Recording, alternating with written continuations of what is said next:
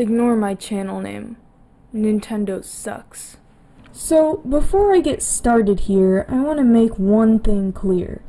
This video is entirely 100% serious. It absolutely should be taken completely literally. No irony here at all. Okay! So, here's the problem. As I've delved deeper into Nintendo's history, I've noticed a disturbing lack of creativity, namely in names. So, for anyone that didn't know, Nintendo's been around since 1889. They've done basically everything, including running a taxi company and establishing a line of love hotels. The last thing they did before settling on video games was manufacture toys. This is where the problem begins.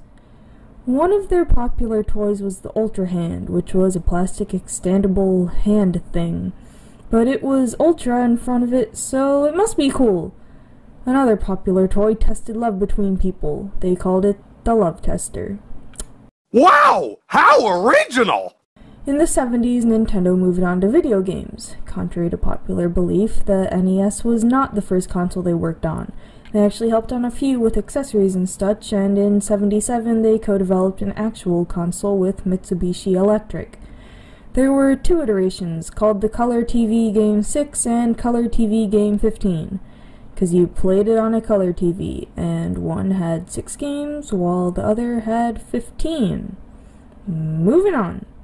They released the Famicom in Japan in '83. Can you guess where the name came from? Can you? Family computer. 'Cause it's a computer. Fun for the whole family. They literally just mashed the two words together. I mean, it was the 80s, so who cares? Console was later rebranded for other regions.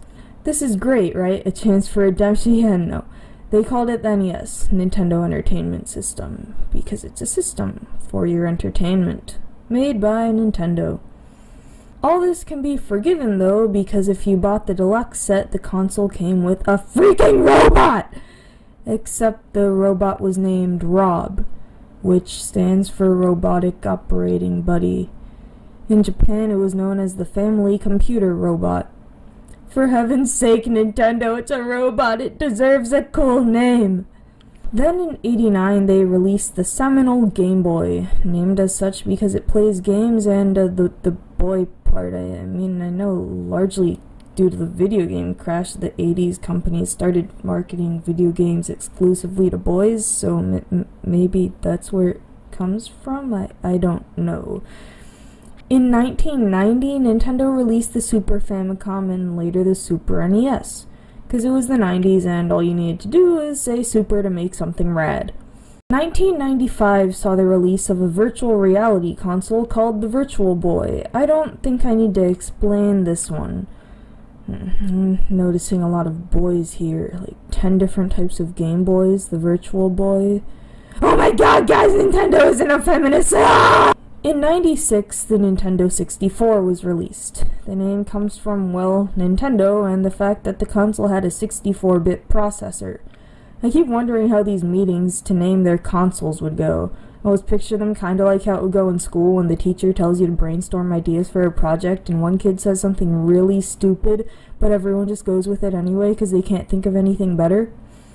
Hey guys, let's name this thing after its processor. These idiots will buy it anyways. Also in this era, Nintendo decided to throw a 64 in the title of basically all their games. And also force third parties to do the same. Really pushing that marketing here. The GameCube was released in 2001. Plays games shaped like a cube. You guys getting the hang of this yet? The Nintendo DS line was launched in 2004, named for dual screen because it featured 2 screens. In 2011, they made the 3DS, which was named like that because it played games in 3D but was still a DS and merged. Okay, that one was kinda clever.